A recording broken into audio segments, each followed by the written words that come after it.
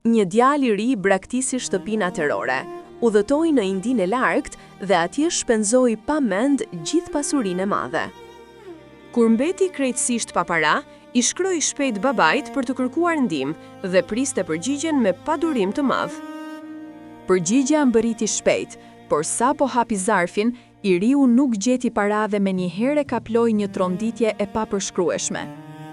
Humbi çdo shpresë dhe, pa e lexuar letrën, vrapoi drejt greminës, ra në zbrazdi dhe gjeti një vdekje tragjike.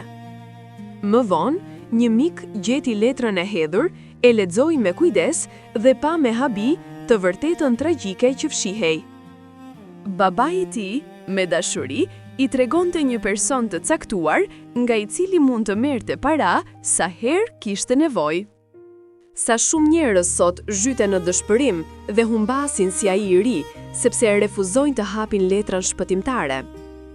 Ata e përbuzin këtë letër qiellore, ungjillin e shenjtë, që është mesazhi mbretëror i Zotit për çdo shpirt njerëzor të vuajtur. Në të, Zoti na zbulon rrugën për paqen e vërtet, gëzimin dhe hyrjen e sigurt në jetën e përjetshme. Të lumtur janë ata që kanë udhërrëfyes ungjillin dhe zbatojnë çdo ditë me dashuri, thjeshtësi dhe përullësi të thellë.